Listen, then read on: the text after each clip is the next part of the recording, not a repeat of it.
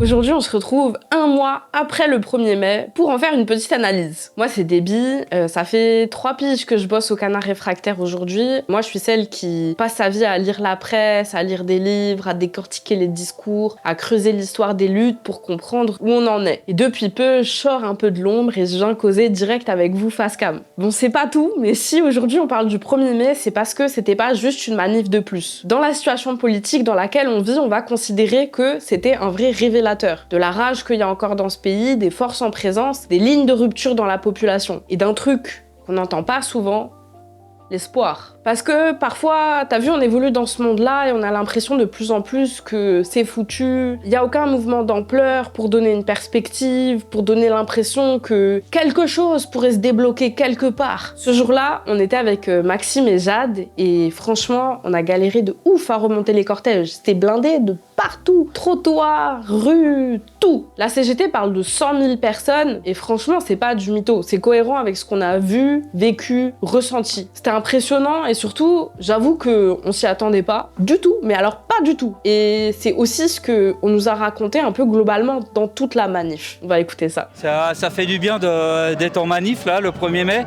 Il fait super beau. Moi, je suis étonné parce que je vois plus de gens que j'espérais. Parce que je me suis dit en 2023, c'était blindé comme on est en pleine réforme des retraites. 2024, il n'y avait pas trop de monde. Et là, on voit aujourd'hui que tu as le retour de tous les manifestants. Les gens, en fin de compte, ils sont en train de devenir de plus en plus militants. Même si on n'a pas forcément les moyens d'aller en manif ou de faire tout ce qu'on veut, en vrai, le but, c'est de faire ce qu'on peut à notre échelle, que ce soit être dans des petites assos, et même en faisant des discussions avec les gens. Parfois, ça peut changer quelques mentalités. Enfin, ils essayent juste de diviser et de créer de la peur entre les gens alors que ça n'a aucun sens. On est tous dans la même galère et qu'il faut s'aider, quoi.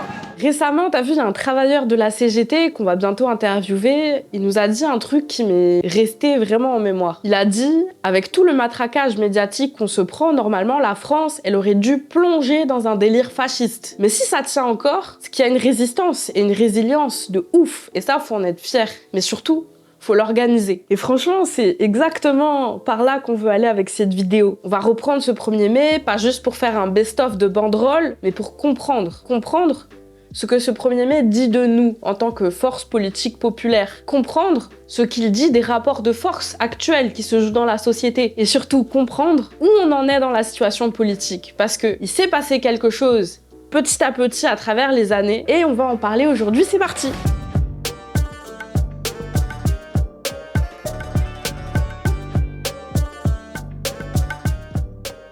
Bon, pour comprendre ce 1er mai, vous avez l'habitude avec nous, il faut repartir un peu en arrière. Parce que les manifs comme ça tombe pas du ciel. C'est le fruit de plusieurs années de lutte, de galère, de rupture et de transformation. Et nous, on va commencer à tracer cette histoire à partir de 2016 avec la loi travail. Là, t'as une partie des manifestants qui en a marre de marcher bien gentiment derrière les camions syndicaux. Du coup, il y a une partie des manifestants qui vont créer un cortège de tête, une zone à l'avant de la manif, autonome, offensive, qui veut pas simplement défiler, mais aussi déranger, bloquer, faire peur au pouvoir. Et ça, petit à petit, ça va changer un peu tout. Parce qu'à partir de là, il y a une vraie rupture. Il y a ceux qui veulent agir, qui veulent que ça pèse, qui veulent que le mouvement y prenne de l'ampleur, et qui arrêtent de suivre les syndicats et commencent à s'organiser par eux-mêmes. Et ils poussent d'ailleurs vraiment le mouvement en entier à aller plus loin, à se prolonger, à se radicaliser, à s'organiser. Cela dit, ce cortège de tête et les gens qui le composent, ils se retrouvent vite isolés à être ce que le pouvoir voulait qu'ils soient, aux yeux du reste de la population bien sûr, c'est-à-dire une minorité d'agités. On saute un peu dans le temps et on arrive au moment des Gilets jaunes en 2018. Et là, c'est encore un autre game. Plus de cortèges syndicaux, plus de parcours déposés, c'est les ronds-points, les blocages, les péages gratuits, les manifs sauvages. Et surtout, des gens qui n'avaient jamais manifesté de leur vie qui envahissent les rues. Des précaires, des ruraux, des travailleurs pauvres, des mères célibataires, des jeunes désabusés, des jeunes de quartier comme moi. Et ce mouvement, même s'il est chaotique au national, du moins, il montre un truc. On n'a pas besoin d'attendre que les syndicats initient une mobilisation pour faire peur à Macron. C'est la preuve que la population peut changer les choses. Et cette preuve-là, elle a été placée sur la table. Mais en vrai, malgré toute la puissance, il y avait aussi une limite. Il y avait beaucoup d'énergie, mais peu d'organisation, peu de structuration à l'intérieur du mouvement. Un peu comme si la colère était là, elle s'exprimait, mais sans direction. On voit comment se déployer,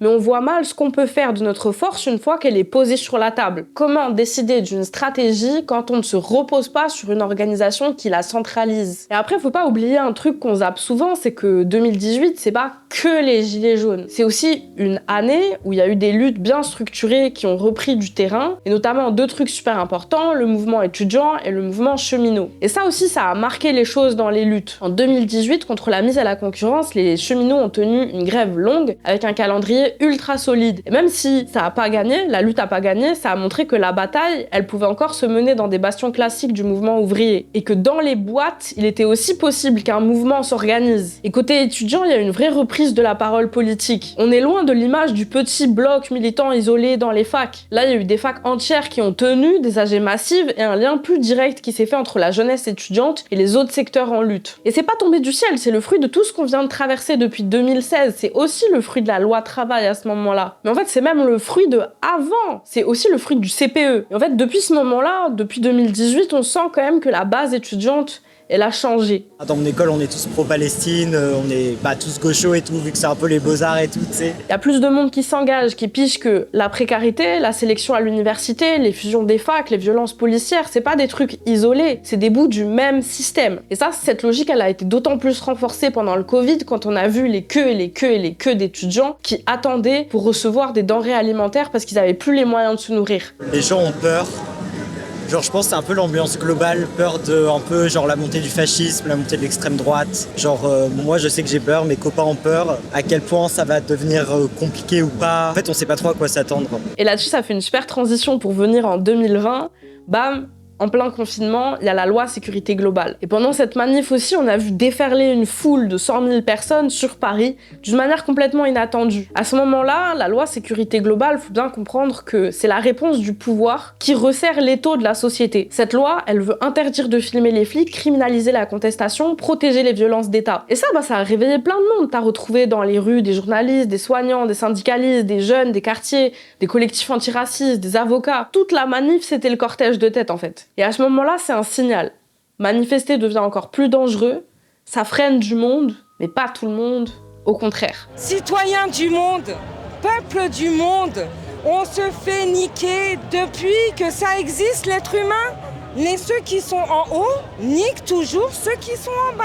Arrive 2023 avec la réforme des retraites. Et là, ok, retour des gros cortèges syndicaux. On se dit, ok, les syndicats sont encore capables de mobiliser, de proposer des perspectives, d'organiser le combat. Mais il y a un truc nouveau qu'on a observé dans ces manifestations-là, c'est que la foule était beaucoup plus mélangée. Des non-encartés, des meufs, des jeunes, des précaires, des gens politisés à leur manière, mais pas forcément dans une orga. Et le cortège de tête, à partir de ce moment-là, il était plus si distinct. Il commençait à se diluer dans la masse. Même si à ce moment-là, oui, c'est clair que la plupart des gens ne savaient pas ce qu'il était possible de faire pour faire avancer le mouvement, à part se rendre à ces manifestations-là. Ça, c'est clair. Et cette histoire, elle nous amène à ce 1er mai 2025. Et là, c'est carrément toute la manif qui a des allures de tête de cortège. Nous, on a essayé de le rejoindre, le fameux cortège de tête, mais il y avait tellement de monde que Maxime, Jade et moi, on n'a jamais pu arriver tout devant. Et au final, on s'est retrouvés dans les cortèges syndicaux. Et devine quoi? C'était pas plan-plan. C'était vif, ça chantait, ça criait, ça dansait, ça discutait politique.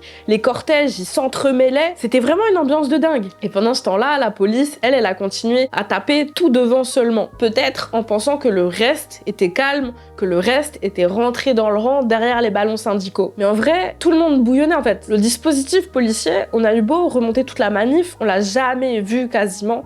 Et pourtant, les violences de ce jour-là, on a eu des images à la télé, on les a vues comme tout le monde, et c'était terrible. Et c'est ça le twist de cette manif. Il y a d'abord un recul apparent du tout autonome, comme à l'époque des Gilets jaunes, c'est vrai. Mais il y a aussi une base syndicale qui se bouge, qui n'attend plus le top départ des chefs, qui se radicalise, et qui du coup arrive aussi à communiquer avec les nouveaux militants non encartés. Et une foule de non encartés, mais politisés, qui prennent leur place. Qu'on a d'ailleurs eu du mal à interroger, puisqu'il y a beaucoup de méfiance de tous les gens qui viennent comme nous, en se présentant comme étant des médias indépendants qui veulent faire du micro-trottoir. Mais bon, ça c'est un autre problème. Le résultat qu'on a eu, c'est une manif hyper dynamique, hybride, incontrôlable, au bon sens du terme. Pas de schéma figé, pas de stratégie unique, mais une énergie commune. Et ça, c'est peut-être un des signes les plus forts de notre époque. Surtout que ces derniers temps aussi, on a agrégé plein de luttes qu'on a vu s'exprimer là, au 1er mai. En vrai, ce qui nous a frappé le plus, outre le monde, Maxime, Jade et moi, dans ce 1er mai, c'était l'omniprésence des drapeaux. Il y en avait partout, et pas juste les drapeaux syndicaux classiques, mais des drapeaux qui disent autre chose. Les drapeaux palestiniens, kanaks, martiniquais, congolais. Et c'est pas juste symboliques. Ces drapeaux, ils portent des luttes bien réelles. Prenons la Kanaki par exemple. Ce qui se passe là-bas, c'est pas juste une histoire de violence urbaine, comme disent les médias. C'est une résistance anticoloniale. Le peuple kanak se bat pour sa terre, pour sa dignité, contre un pouvoir colonial français, faut dire les mots, qui cherche à imposer des règles électorales injustes. Et au cœur de ce combat, il y a une guerre économique. Le nickel. Le nickel, c'est une ressource stratégique dans les transitions énergétiques. Et ce que veut la France en Kanaki, c'est garder la main sur le nickel. Alors quand tu vois le drapeau kanak dans une manif à Paris, c'est un rappel que l'impérialisme est toujours là.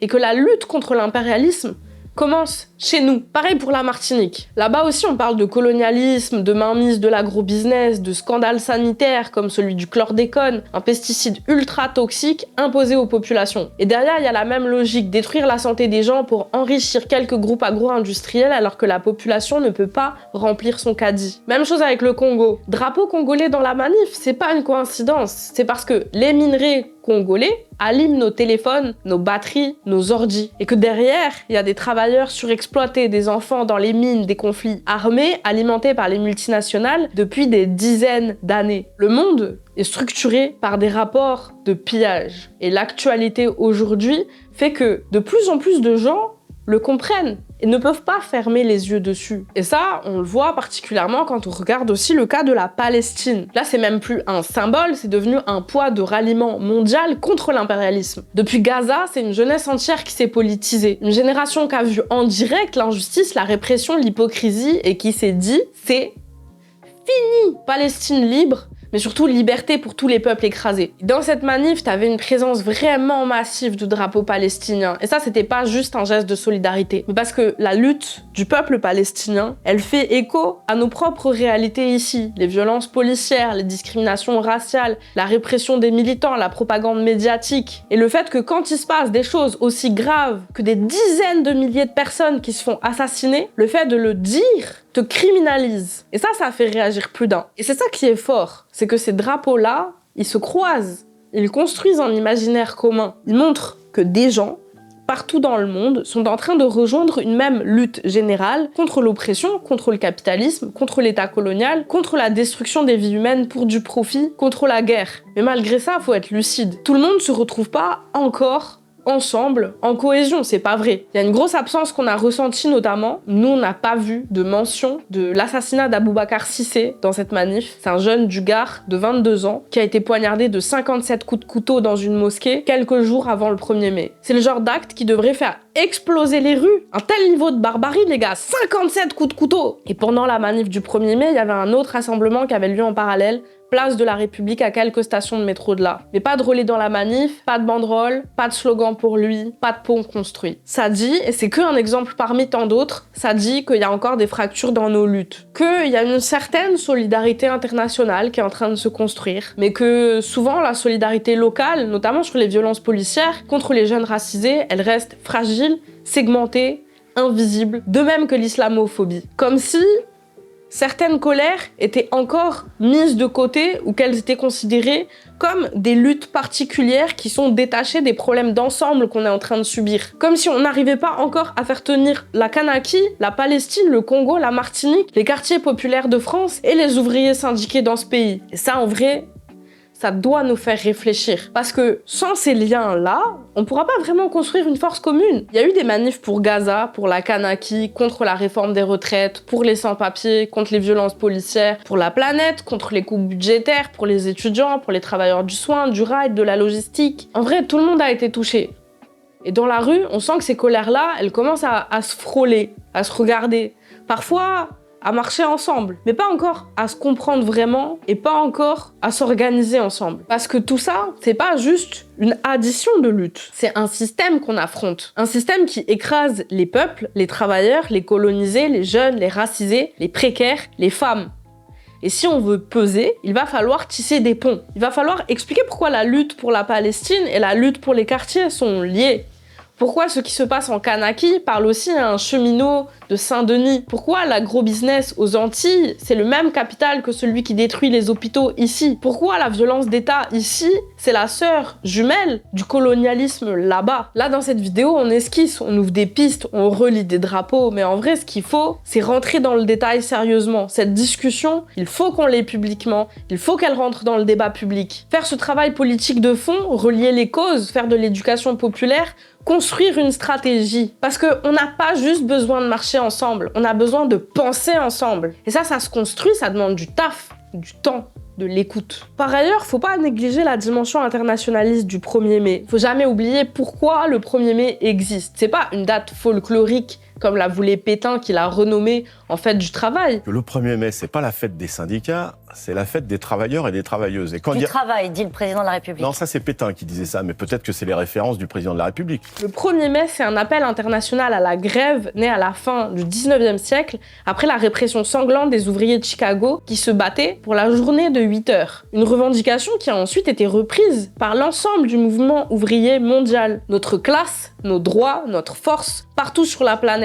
À la base, le 1er mai, c'est ça. Et aujourd'hui, plus que jamais, cette dimension internationaliste, elle revient au centre. Parce qu'on est dans un moment où la guerre se généralise et avec elle, la répression, le capitalisme autoritaire, la propagande, les plans d'austérité. Et ça, on l'a entendu beaucoup dans la manif. On va écouter ça. Je suis maman de 3 enfants. Je lutte pour finir mes fins de mois. Or, je travaille. Je veux un avenir meilleur pour mes enfants. Je pense que ce gouvernement est déconnecté de la société. Ils prennent des décisions contre le peuple et ils demandent au peuple de payer. Je suis quelqu'un de déterminé, je lâcherai jamais une affaire et plus ils m'en mettront dans la gueule et plus je serai là, tu vois. Parce que moi, c'est pas comme ça. Plus tu vas essayer de me faire peur et plus je vais combattre. D'ailleurs, dans la manif du 1er mai à Paris, on l'a senti dans les slogans. Il y avait beaucoup plus d'anticapitalistes que d'habitude. Et il y a un slogan qui est revenu souvent aussi, notamment dans les rangs de la CGT, c'était le suivant. Pour préparer la paix, prépare la grève. Il n'y a que la grève générale qui fera qu'on obtiendra quelque chose et qu'on va faire plier les patrons. Donc pour la paix, faites la grève. Ouais, c'est ça. Si tu veux la paix, prépare la grève, qui est donc le mot d'ordre qu'on a décidé, qui est au diapason de l'évolution des esprits qu'on a aujourd'hui. Ça veut dire quoi en fait ce slogan de la CGT? Ça veut dire on peut pas parler de paix si on continue à laisser les gouvernements mener des guerres, vendre des armes, affamer les peuples pendant que nous on reste les bras croisés. La paix, ça se construit dans nos luttes, dans nos grèves, dans notre capacité à bloquer l'économie de la guerre et à avancer des revendications communes. Et ça, c'est pas juste des mots, c'est ce qui est en gestation partout dans le monde. Aux États-Unis, des centaines de syndicalistes ont été arrêtés le 1er mai, de même que des étudiants qui ont manifesté pour la Palestine ont été arrêtés le 1er mai et aussi les semaines et les mois qui ont précédé, parfois même mis en détention dans des camps pour migrants. Les visages des étudiants arrêtés étaient partout sur les pancartes dans les manifs. Certains salariés syndiqués comme ceux de Starbucks Workers United ou Amazon Labor Union, qui avaient prévu des actions pour la Journée internationale des travailleurs, ont été empêchés ou menacés par leur direction, souvent avec la complicité des flics. Et ça veut dire quoi concrètement? Que dans un pays qui passe son temps à donner des leçons de démocratie au monde entier, la solidarité active est devenue un délit. Et pourquoi ça leur fait peur? Parce que dans ces campements étudiants sur les facs, dans ces syndicats combatifs, dans ces alliances entre étudiants précaires, profs antiracistes, pro-pal, il y a un vrai potentiel politique. Un truc qui pourrait, à terme, bloquer la machine, refuser la guerre, casser le consensus, remettre le peuple au centre de l'échiquier politique. En Argentine, sous le gouvernement ultralibéral de Milei, le 1er mai a carrément été une journée de grève générale. Les syndicats ont bloqué tout le pays contre les coupes sociales, les privatisations, l'écrasement des services publics. Là-bas, l'austérité, c'est pas un mot flou, c'est des gens qui perdent tout du jour au lendemain. Ils répondent pas avec des pétitions, ils répondent en bloquant le pays. En Espagne, pareil, grosse mobilisation, des cortèges très politisés avec beaucoup de revendications pro-palestiniennes, mais aussi contre les loyers trop chers, la précarité des jeunes, les violences policières. Et une tension très forte entre syndicats classiques et collectifs autonomes. En vrai, grosso merdo, la même ambiance que chez nous. En Corée du Sud, c'est les syndicats de la métallurgie et de la construction qui ont pris la rue. Et là-bas, c'est pas juste pour des salaires, c'est contre des réformes gouvernementales qui veulent casser le droit du travail. Résultat, des dizaines d'arrestations, des leaders syndicaux inculpés. Aux Philippines, le 1er mai, c'est la journée la plus dangereuse pour manifester. La police arrête préventivement des militants avant que la manif ait lieu, surtout ceux des mouvements paysans et ouvriers. Mais malgré ça, chaque année, des cortèges sortent et ils crient « Pas de liberté pour le capital,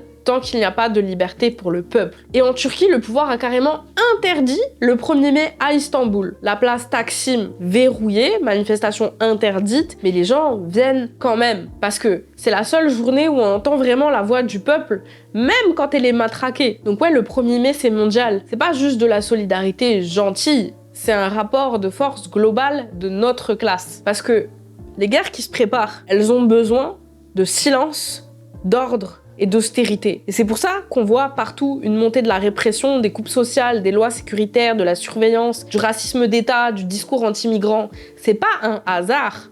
C'est la condition pour tenir un monde en guerre. Ce qu'on constate quand même globalement et à l'échelle mondiale, c'est qu'il y a une ambiance combative, mais sans stratégie. On l'a vu ce 1er mai, il y a du monde, il y a de la rage, il y a de la lucidité. Malgré les rues pleines, les colères, elles restent fragmentées. Je vous ai donné l'exemple avec Aboubacar Cissé. La conséquence, c'est qu'on reste chacun dans notre coin, pendant que le gouvernement cogne, que les prix explosent, que les libertés reculent. Et samedi encore, pendant les célébrations après la victoire du PSG, la police a frappé, réprimé, parce que la joie populaire, surtout quand elle vient des quartiers, elle est aussi criminalisée. Parce que les drapeaux palestiniens, les chants antifascistes, les banderoles, les rues envahies par la fête, tout ça c'est insupportable pour ceux qui veulent un peuple soumis. La colère, elle ressort de partout, tout le temps. Parce qu'à force de fermer tous les espaces, à force de tout criminaliser, la fête, les rassemblements, les fêtes illégales, les réunions sans autorisation, et vous vous souvenez, c'était déjà le cas pendant le confinement, on pousse tout le monde à bout. Et c'est pour ça que des fêtes pour une victoire au foot, c'est aussi un moment politique. Et c'est aussi un moment de répression sociale et politique. Et tout ça, là, toutes ces raisons, c'est pour ça qu'on voit autant de monde au 1er mai. Parce que c'est un des rares moments encore autorisés, un des rares espaces où on peut se retrouver sans se faire gazer direct, en revendiquant quelque chose. Bref, toute une vidéo pour dire, il y a une conscience politique qui est en train de se généraliser dans le pays, il y a une colère, il y a une envie de lutte, qui n'est pas qu'en France, qui est mondiale, mais sans stratégie, sans organisation, ça reste isolé. Et c'est ce qui manque aujourd'hui. Un projet commun, un outil, un lieu de rencontre entre toutes ces luttes. Nous, au Canard, on fait notre part avec nos vidéos, nos reportages, nos relais de terrain, mais on veut aller plus loin. Avec la patte du team, on bosse à fédérer nos forces en ce moment. Pas pour juste faire une collab de plus, mais pour poser des bases communes, politiques, révolutionnaires, ancrées dans la réalité des classes populaires. Cet été, on va bosser sur ça sérieusement et proposer quelque chose à la rentrée, quelque chose d'utile, de collectif, de solide, parce qu'on est nombreux et qu'il est temps de le devenir politiquement. Et encore, ce sera pas suffisant. Il y aura encore énormément de travail politique à faire, et ça, ce qui nous attend dans les prochains mois. Et c'est ce sur quoi se termine cette petite analyse du 1er mai. J'espère que vous avez kiffé, et force à vous la famille.